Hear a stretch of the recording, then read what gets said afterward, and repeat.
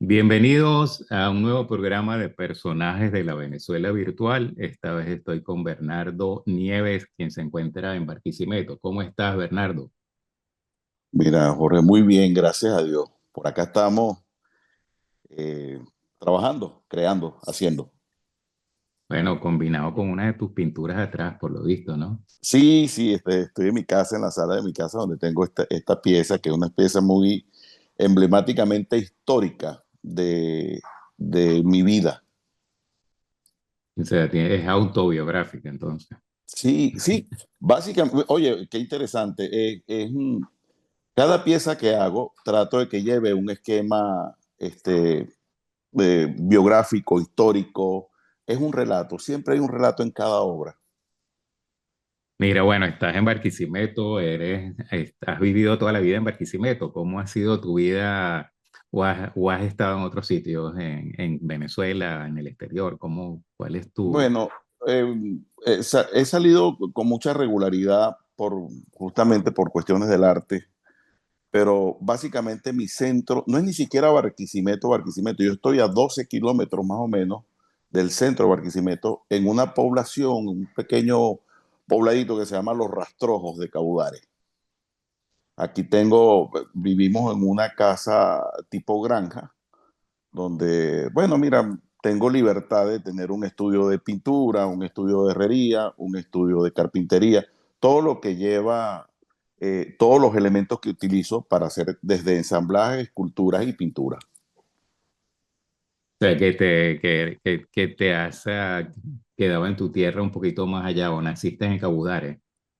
No, nací en Barquisimeto y me radiqué luego de hace 20 años para acá en Caudares. Por la tranquilidad, quizás salí un poquito del centro de Barquisimeto, aunque no es congestionado, o sea, comparativamente con otras grandes metrópolis, otras grandes ciudades, este, es como un pueblo grande y yo me vine a un pueblo más chiquito que ese pueblo grande. Mira, bueno, y entonces el arte, bueno, sé que también eres músico. ¿El arte se desarrolló en ti desde muy joven o es algo que conseguiste a mediana edad? ¿Cómo llegaste a tus caballos? ¿Cómo fue ese cabalgar? Bueno, fíjate, sí, lo que pasa es que en el núcleo de mi familia, mi papá y mi mamá, de alguna manera debo colocarlo como que un esquema de artistas populares, vamos a decirlo así.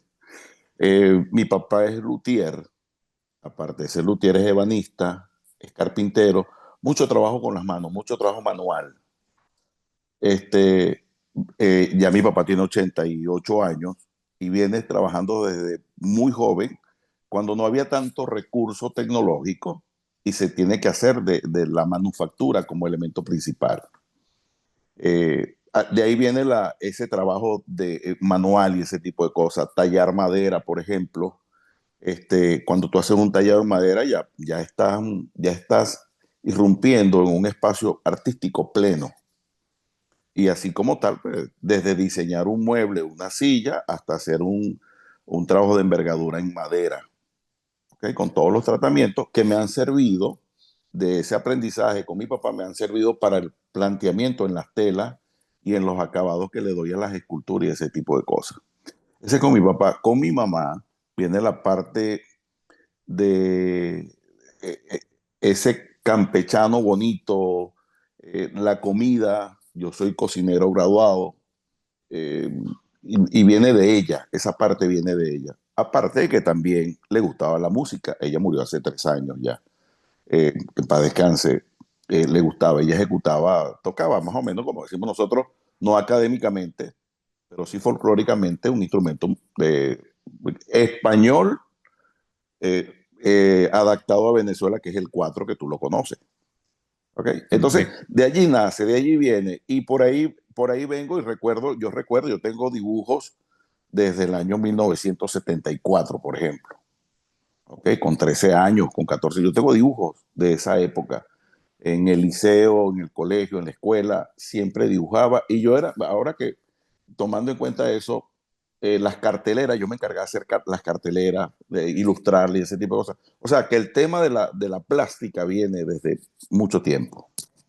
O sea, tu padre vivía como artesano o era un artesano, pongámoslo así. Tú Sí, viste esto. Yo, antes de comenzar esta entrevista, me dijiste que tenía 64 años. Yo voy a sí, cumplir 67 años. Creo que somos más o menos de la misma generación. Y yo siempre digo que nosotros venimos de la época totalmente analógica y los padres y la vida de una familia de esa época, de los baby boomers, eran gente que hacían de todo. Sí, mi padre sí. también era capaz de arreglar el carro como podía también, si hacía falta, levantar una pared, pues.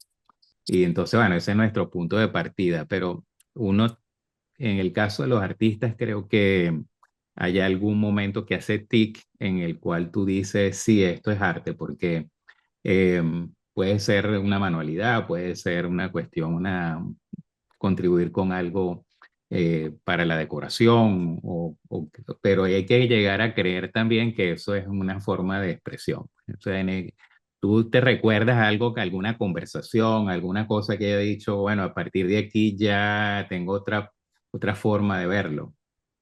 Básicamente es cuando un tercero se interesa en lo que tú haces. Así es para todo. O sea, si tú cantas, por ejemplo, si haces una canción y un tercero te dice, oye, vale, qué bonita esa canción, tú te sabes alguna otra canción, te dice, ¿será que soy cantante? ¿Verdad? Porque mucha gente también te dice, oye, no eches a perder la canción, por favor. En el tema de la comida, mira, oye, vale, si te quedó bueno, ¿tú regularmente cocinas así o te salió de casualidad? No, vale, tengo otras recetas y me gusta cocinar. Entonces comienzas a indagar sobre ese mundo gastronómico. En el tema de las artes, yo recuerdo la profesora de educación artística en el primer año de bachillerato, le gustaba como yo dibujaba, como ejecutaba el dibujo. Y siempre y nunca perdió la oportunidad de pedirme un dibujo. Y siempre me pedía, mira, tú me puedes hacer un ranchito es una casita humilde, ¿verdad? Con unas matitas y los animalitos y la cosa. Y siempre y trabajaba con el grafismo, yo trabajaba con lapiceros y ese tipo de cosas. Este, y allí me doy cuenta, muy tempranamente me doy cuenta de que a la gente le gustaba como dibujaba, como estaba dibujando. Hay una anécdota que una vez viviendo en Valencia, aquí en Venezuela, en el estado Carabobo, comencé a trabajar con una empresa de importación de recursos para la industria petrolera. Y comenzó a trabajar, me contratan a trabajar allí.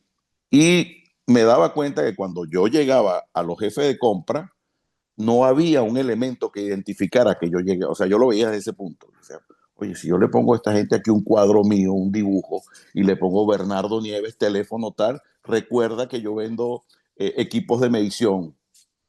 Eh, y se me ocurre la idea y hago 6 dibujos para 6 jefes de compra de la industria petrolera. Entonces, pues, me pongo a hacer los dibujos, pero como alternativo, como hobby, como cosa. Los llevo a montar a una galería y el señor me dice, oye, están bonitos los pasteles, era pastel. Eh, Me dice, para la gente que escucha el programa, bueno, pastel es una tiza híbrida entre cal y color, resina de óxido sólido, molida, empalmada y amalgamada y se hacen los colores. Entonces me dice, oye, están bonitos las piezas, ¿esas las haces tú? Sí. ¿Y como cuánto vale una pieza de esa para tener idea? Bro? Y en aquel momento yo le dije algo así como que, no, 6.000 bolívares, le digo yo. 6.000 bolívares en aquel momento era, no sé, no recuerdo, cuando aquí ha cambiado tanto el tema monetario que no sabemos. Cuando voy a buscar las piezas, él me dice, mira, te tengo una noticia buena y una mala. La mala para ti es que, bueno, yo dispuse de las piezas. ¿Cómo así? Le digo yo. Bueno, sí, las vendí. La buena es que llegó una señora y compró las 6 piezas. Y aquí están los 36.000 bolívares. Cuando él me entrega los 36, yo había pedido 1.000 por cada una. Y me dio 36.000. O sea, me la pagó a 6.000 cada una. Y yo dije, entonces sí resulta. Porque yo ganaba 22.000 mensual y llegó a ese momento. Entonces comencé como que a darle más color y más forma al tema de la pintura. De allí, pues bueno, comienzo a recorrer y a visitar estudios de algunos pintores amigos, Gerardo Pérez, Armando Villalón, eh, Antonio Pavón, que me dio clases de pintura. Y bueno, lo demás llegó por añadidura, definitivamente. He tenido la suerte de que desde que me dediqué a esto, he tenido un camino satisfactorio. Es difícil, es tortuoso, es complicado, a veces incomprendido, pero al final, cuando sumamos todos estos vértices, llega a ser un elemento netamente muy satisfactorio. Mira, y esas primeras, digamos, pinturas que hiciste eran costumbristas o ¿en qué momento pasaste a lo que eres ahora? ¿Cuándo te hizo, eh, se- te desprendiste un poco de la realidad para irte a una realidad subjetiva, a una forma a tu mundo? ¿Cuándo llegaste? ¿O eso ya lo tenías desde un comienzo? ¿Cómo fue esa transformación? No, o sea, comenzamos como comienzan todos los artistas, todos, a hacer un paisaje, Ujú. a hacer bocetos de cosas costumbristas, bodegones. Vi una guitarra y me provocó dibujar una guitarra y un tipo de cosas. Eh, lo que no olvidé nunca y lo que nunca le perdí la atención fue a investigar y entonces me fui un poquito más allá. Quizás por esa enseñanza de mi papá, de que como tú comentaste al principio, somos una generación que aprendimos a hacer de todo. Era mecánico, soldador, carpintero, herrero, albañil.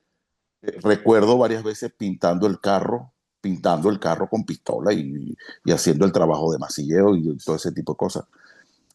Y eso me llevó quizás a investigar, oye, vamos a ver, voy a investigar, a ver, y preguntaba y curioseaba mucho, investigaba, leía mucho sobre el arte y me doy cuenta que hay otras tendencias, ¿no? Entonces ahí comienzas a agregarle más background a tu trabajo como creativo. Comienzas a buscar, oye, hay puntillismo, hay fauvismo, hay eh, abstracto, hay figurativo. Entonces comienzas a buscar todo este tipo de cosas. Por esta razón caigo en una especie como que de un paisaje compuesto llevado a una alternativa muy contemporánea. Entonces comienzo a hacer un paisaje pero con unas hojas irreales. Y me ubiqué y me inspiré en una mata de mango que había en mi casa. Yo veía los nudos del tallo, eran unos nudos bien interesantes, donde salía un tronco y de golpe salían unos nudos fuertes y de allí se derivaban unas ramas. Y comienzo a hacer eso. Y nace una etapa en mi vida que se llama Selva Esmeralda. Yo trataba los colores con muchos verdes y azules y trataba siempre de darle cromáticas de brillo y ese tipo de cosas, inventando, buscando. Aquí vale la mano de un gran amigo, o gran amigo, el maestro Armando Villalón, que me daba indicativos y me decía, mira, el color se gana, el color se cocina, el color se ilustra de esta manera, se investiga por este lado. No tengas miedo en mezclar colores, trata de hacer encuentros tonales contra partes de colores y ese tipo de cosas. La cuestión fue que yo le presté atención, mucha.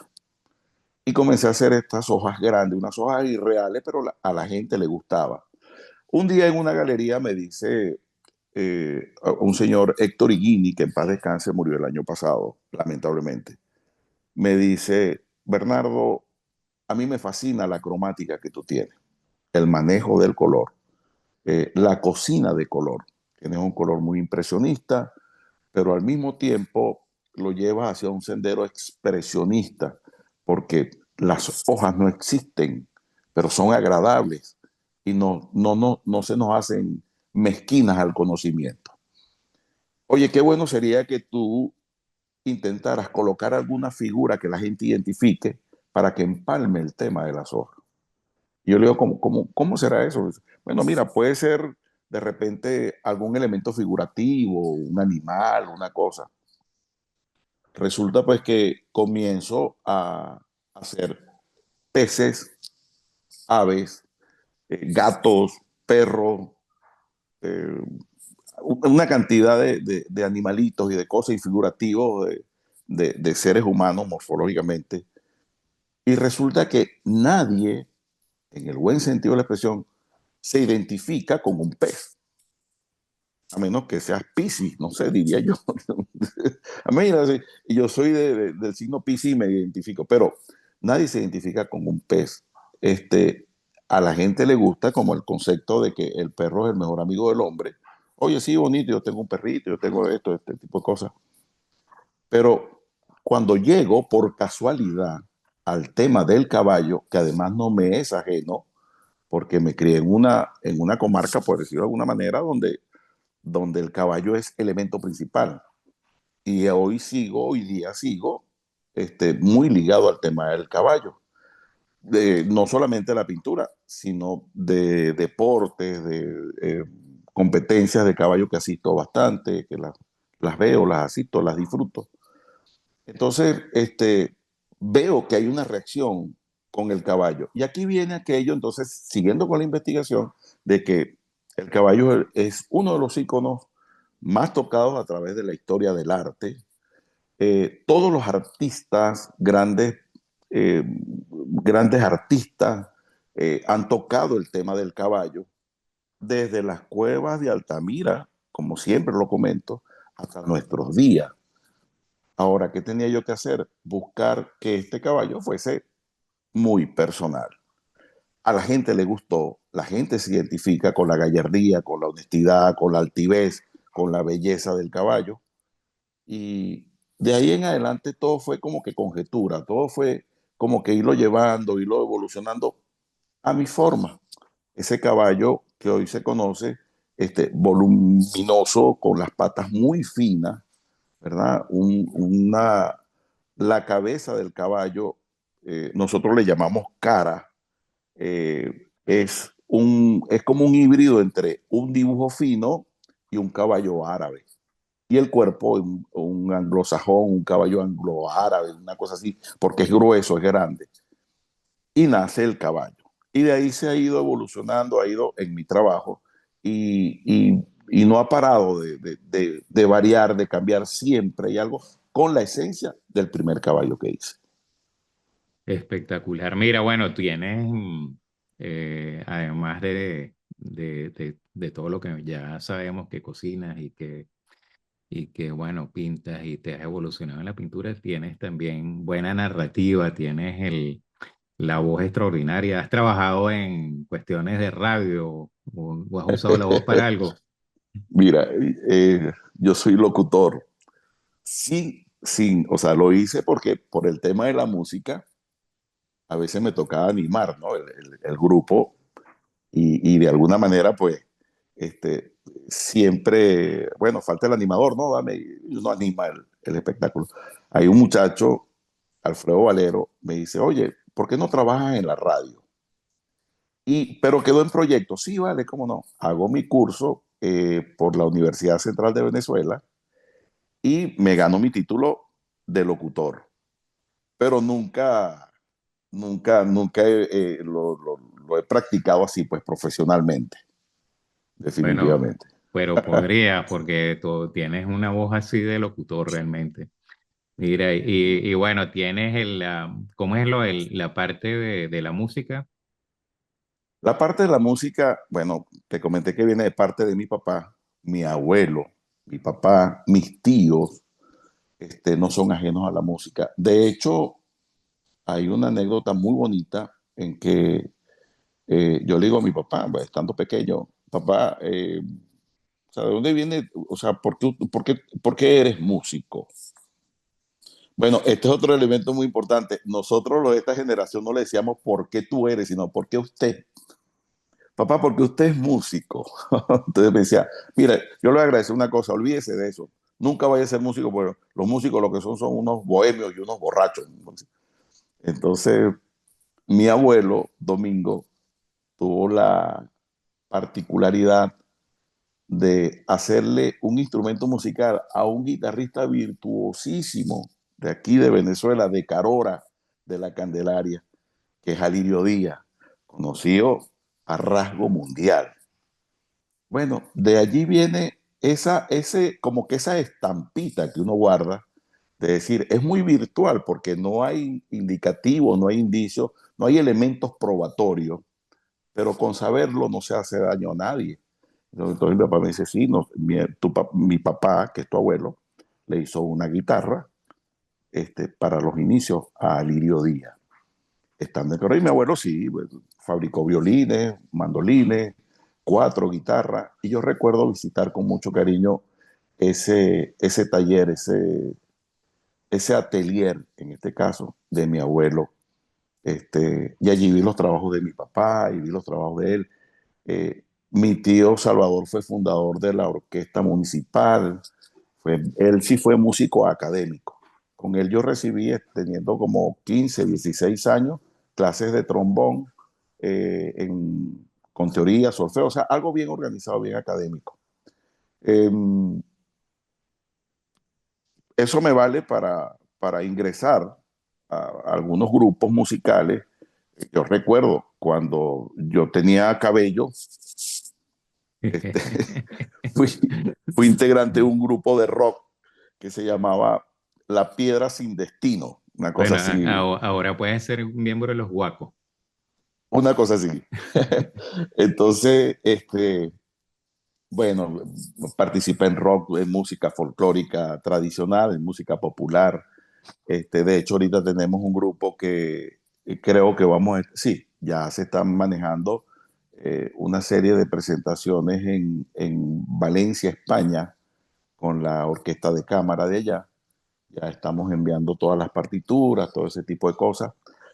Fíjate, es una experiencia en la que no se está buscando, vamos a decirlo, por tocar tantas cosas, no se está buscando un tributo económico, sino más bien una experiencia de vida, un crecimiento personal y tener cómo decirle a tu descendencia, a tus hijos, a tus sobrinos, a tus amigos más chiquitos, vamos a decirlo así. Mira, nosotros hicimos esto a esta edad. Ustedes tienen todo un camino por delante para lograr tantas cosas partiendo de un legado que humildemente, sin ser el más grande del mundo, es un buen inicio para abonarlo y hacerlo crecer. Entonces, en eso andamos en el tema de la música. Bueno, entonces, bueno, tienes digamos, esa parte sonora que te rechina por ahí de vez en cuando. Cantas mientras pintas. Escucho música y no convencionalmente la música que usualmente usa un artista plástico para pintar. Aquí hay un género, uno de mis géneros preferidos es la gaita zuliana. Tú la conoces. Y he tenido la oportunidad de participar en muchos grupos de gaita, tanto de acá del estado Lara como del Distrito Capital y el estado Zulia. Em, a través de canciones inéditas que ellos han integrado en sus presentaciones y en sus experiencias discográficas, como en la parte ilustrativa de portadas y ese tipo de cosas. Hay un disco de Guaco, ahora que nombraste Guaco, este, que es el disco de nombre Ecus, por cierto, Ecus, que está inspirado en una obra mía. Gustavo Aguado, gran amigo hoy día, me dice que quiere que le diseñe una carátula para el grupo, para el disco, para la producción discográfica de ese año, justamente Ecus. Y bueno, en todas las plataformas digitales tú colocas Ecus, Guaco y vas a ver el trabajo que se hizo. Hermosísimo y más que todo inspirado en esa cadencia, en esa forma de expresar, de hacer música, este grupo Guaco que, como ellos mismos dicen, no es un tipo de música cualquiera, es Guaco. Sí, Ahí, tiene, sí, tiene su sí, marca ya, se sí, no, reconoce. una marca, Sí. sí, por supuesto. Mira, bueno, entonces de ahí caemos en la parte culinaria. Me imagino que, bueno, escuchas guaco, estás pintando y de repente dices, aquí hace falta comerse un taquito. ¿Cómo llegas Sí, a la parte culinaria tuya? ¿Cómo es eso? bueno, la parte culinaria es culpa de mi mamá. Esa sí es parte de ella. Ella tuvo por muchos años, siempre fue muy hiperactiva en el tema de la cocina. O sea, nunca fue cocinar para sus hijos o para su esposo, sino que siempre, mi casa siempre fue visitada por mucha gente. Fueron muchos músicos, fue mucha gente importante, políticos, que llegaban a mi casa. Y mi mamá siempre se lució cocinando. Cocina una cocina muy tradicional, una cocina popular, pero que siempre se enmarcaba en una gastronomía organizada. Si ahorita uno hiciera un estudio o una curaduría de lo que es la cocina de mi mamá, entonces yo digo, bueno, está organizada en un concepto colonial, muy colonial. Siempre comida, dignificando el tema de la comida autóctona de nuestro patio. Es decir, si vas a hacer una comida que se basa en granos, ella siempre trataba de dignificar, bien sea oleaginosa, granos fuertes, granos base, granos pastosos, y siempre los acompañaba, y siempre había otra cosa. Oye, me estoy comiendo un plato de caraotas, pero con un toque especial. Eso, de alguna manera, impregna. A mí me impregna la vida, el olor, el sabor, la invención, la alquimia que tiene la gastronomía. Entonces, comienzo a cocinar por inercia, vamos a decirlo así. Y cocinaba y me preparaba mis cosas y así mis platos. En algún momento dije, tengo que investigar un poquito más también.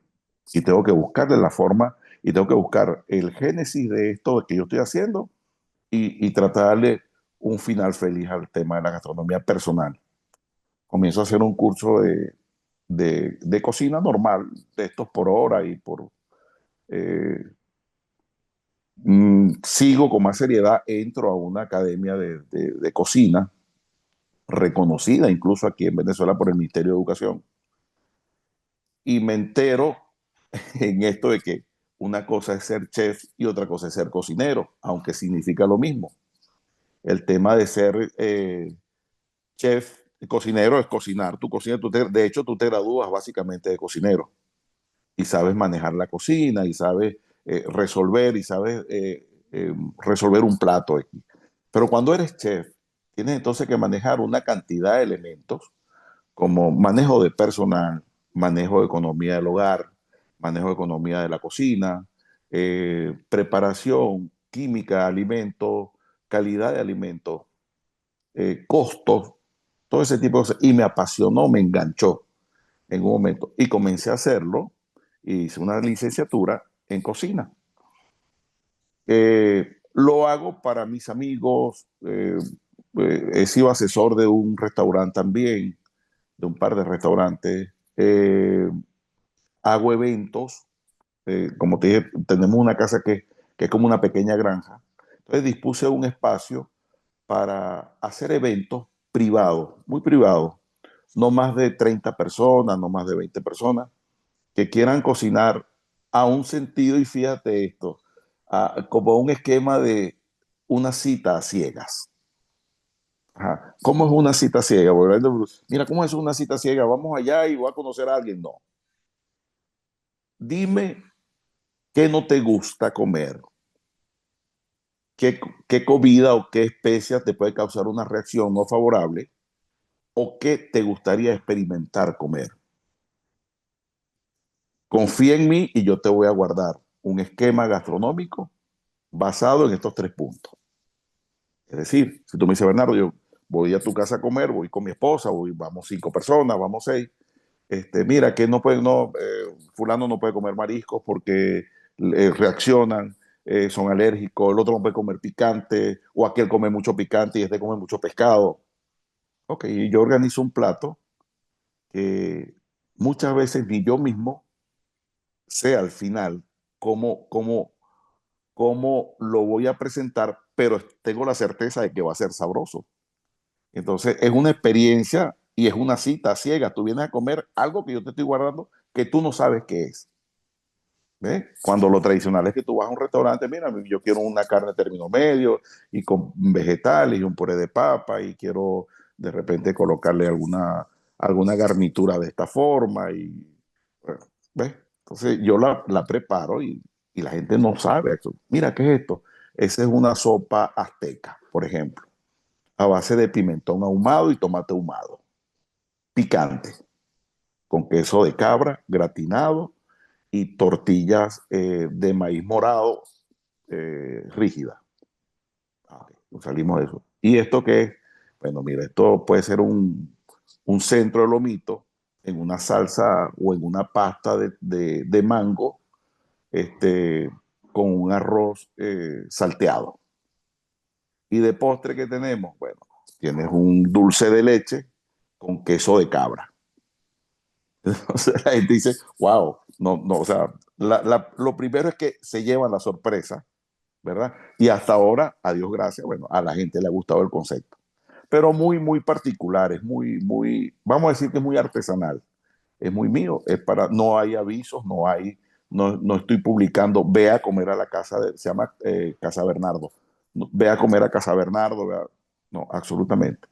Son mis amigos o referidos de mis amigos que llaman y, y apartan un ratito para tomarse un vino, tomarse una cerveza bien fría y comerse algo bien sabroso.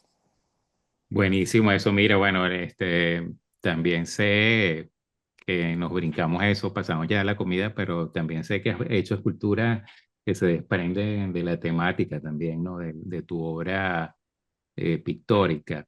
Sí, cómo no. Eso no es siempre, no todo el mundo que pinta lo hace, tiene que ver también con tu padre, o cómo llegas a eso. Claro, cuando te dije al principio el tema de manejar la madera, por ejemplo, de encontrarte con el, con un, con un, con un pedazo de madera, por decirlo así. Es decir, ¿qué voy a hacer con esta madera? Tener los elementos para trabajarla, tener sierras, tener dremels, tener motosierra para cortar, todo ese tipo de cosas que se saben manejar. A, a esto también le agregas entonces el hierro, por ejemplo. Entonces tengo lo sé hacer, sé soldar, tengo un taller de herrería para artístico, entonces lo puedo enfrentar, enfrento esa parte de herrería, madera, piedra, concreto, este, se me hace llegable, se me hace fácil, gracias a mi papá, que bueno, transité mucho tiempo trabajando con él mientras estudiaba y ese tipo de cosas. Siempre era porque antes acuérdate que te ganabas la comida.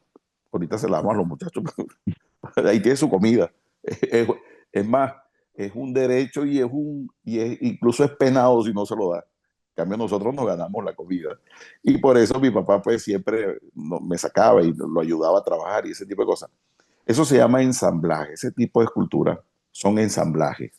En donde, por supuesto, me hago parte de una cantidad de elementos, piensa elementos que en un momento dieron una vida útil para un esquema muy específico, como por ejemplo eh, engranajes, piezas de mecánicas, piezas de motores de vehículos, este, piezas de herramientas, pasan a ser desecho, pero de allí las tomo y las dignifico en obras de arte. Entonces hago ensamblaje, ensamblo piezas y ensamblo eh, muy caprichosamente, por decirlo de alguna manera, elementos que no tienen una propuesta eh, significativamente, eh, vamos a decir, que fueran ilustrativas de un elemento tal que tú digas, oye, eso es un mueble o eso es una silla o eso es tal cosa. Este, pero te va a agradar la pieza en su planteamiento plástico. Igual con el tema de las esculturas como tal, mis caballos nacen en esculturas por la interrogante de un ingeniero estructural que me dice, él ve un cuadro en una exposición y me dice, a mí me gusta la obra, pero como ingeniero me molesta a la vista las patas tan finas de ese caballo. ¿Cómo se mantiene un caballo tan volumétrico con esas patas tan finas? Según mis cálculos estructurales, no lo pueden aguantar, tendrían que ser más gruesas. Bueno, me dio el contexto para practicar entonces este caballo en 3 dimensiones. Entonces comienzo a hacer la prueba del caballo volumétrico con las patas finas. Bueno, y ahí están las esculturas de los caballos en bronce con las patas finitas. Perfectamente bien. Por supuesto, lo localizo, lo llamo y lo emplazo a que vea la pieza. Mira, aquí está la pieza. Me dice, oye, vale, de verdad que ustedes los artistas tienen las mil maneras de embromar a uno. Claro, este, hay una parte de mi trabajo que de hecho ahorita estoy haciendo, asesorando a un ente cerca de Lara, que en el estado de Yaracuy, un municipio, y les estoy haciendo unos trabajos justamente de diseño de obra civil. Este, y esto me lleva a sacar cuenta de que tanto los artistas plásticos, que trabajamos este tipo de cosas, escultura, ensamblaje, como los arquitectos, somos como una especie de cenicienta en el esquema de construcción, en el esquema de planteamiento urbano. ¿Por qué? Porque el arquitecto proyecta de alma, es pensamiento, es creatividad.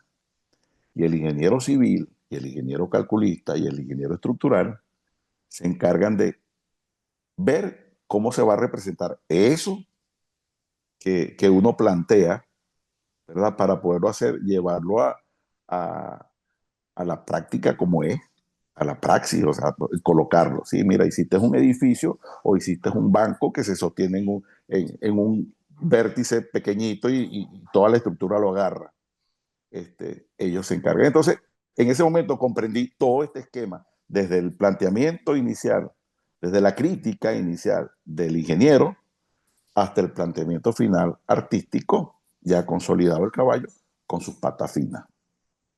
Excelente. Mira, bueno, desde que estás hablando y eso, yo digo, bueno, qué buena educación en el lenguaje. O sea, tienes un nivel muy nítido de expresarte, sobre todo en estas épocas en que las personas dejan un poco este tipo de lenguaje y se van a otro tipo de expresiones que no son necesarias de mi punto de vista, pero da gusto escuchar a una persona como tú y uno se pregunta, ¿esta persona lee de dónde adquirió esto? ¿Esto es familiar? ¿Se casó con una mujer que lo instruye? ¿Cómo llegas a tener ese nivel de comunicación tan bueno y educado? Mira, muchas gracias de verdad por esto que me estás diciendo. Justamente esto abona este terreno para seguir investigando sobre el lenguaje, sobre hilvanar palabras, sobre hacer una composición metafórica, si se quiere, en algún momento de lo que tú estás haciendo, porque yo siento que el arte tiene dos cosas. Una es el planteamiento estético, ¿verdad? Y académico que puede tener, y romántico. Y otro es el planteamiento crudo que tiene el arte, ¿verdad? Entonces, uno trata como que de hilvanar un concepto y otro, primero para que sea llegable a las personas, segundo, para que teniendo en cuenta de que esto que estamos haciendo o esto que tú haces, desde todo punto de vista es educativo, es informativo. Entonces, vamos a emplazar a las personas que escuchan, sobre todo a los niños, a los muchachos, a los jóvenes, de que hay muchas maneras de que tú seas contemporáneo, ¿verdad?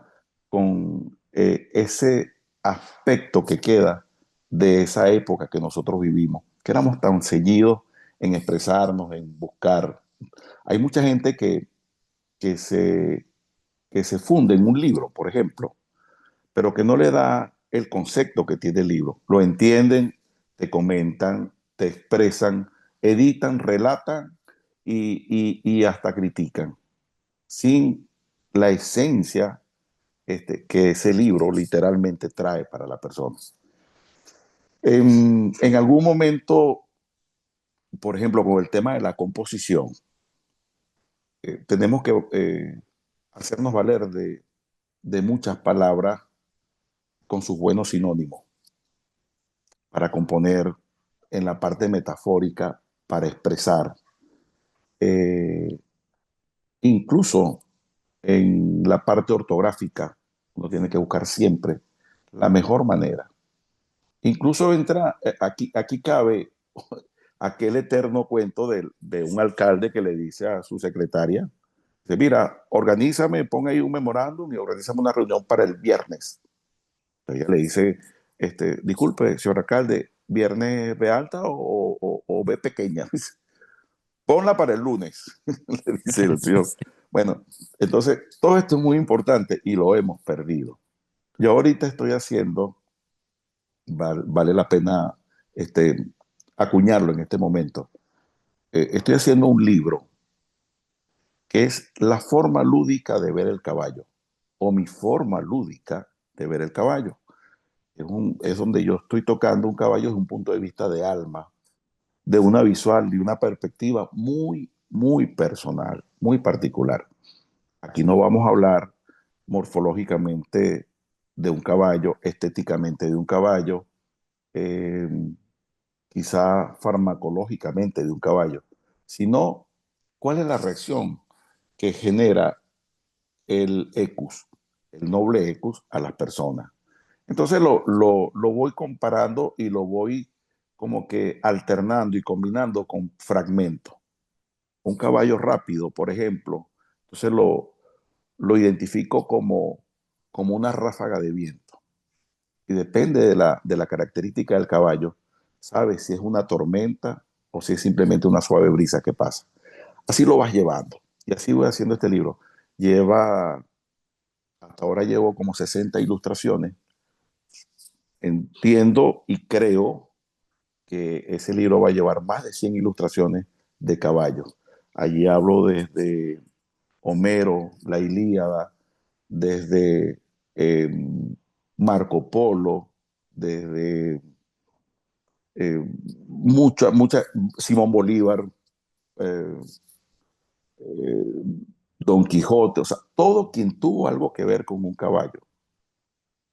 Lo estoy tocando allí desde un punto metafórico, desde mi punto de vista, en donde yo me tomo la investidura de un Don Quijote, de un Bolívar, de, de un Marco Polo, llevándolo a cada esquema de tu vida. Cuando has tenido que luchar, por ejemplo, con un revés en tu vida, con un momento que no es tan plácido, con un no mejor momento, entonces tienes una investidura de luchador, de, de una persona que está buscando sobresalir.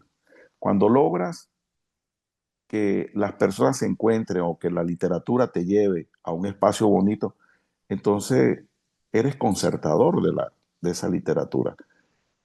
Y lo estoy haciendo desde ese punto de vista. Es como decir una autobiografía sin en ningún momento tocarme en primera persona.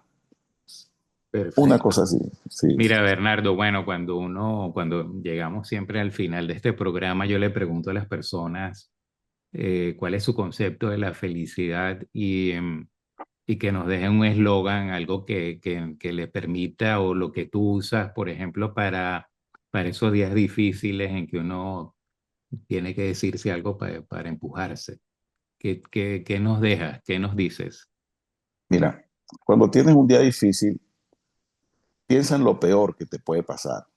¿Qué es lo peor que me puede pasar? Si tú estás haciendo un trabajo y te consideras que estás abrumado, estás estancado en un trabajo y no lo puedes solucionar, piensa que estás pensando ese concepto. O sea, que estás vivo. ¿Qué es lo peor que te puede pasar? Que te mueras. O como decía un profesor justamente de farmacología que yo tenía, que decía, si a ti te sale un poporo en la cabeza, pobre como un chichón, pues, o un Ujú. golpe, piensa en lo peor que es. Eso puede ser tal cosa. Lo peor, de allí en adelante todo es ganancia.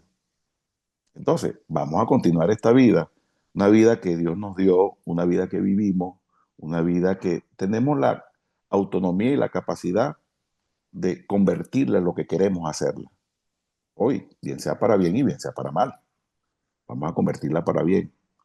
Una vida que esté llevada en un camino de toda esperanza, con una definición de fortaleza y de que de alguna manera todo va a salir bien. Tienes que estar vivo y lo estás logrando.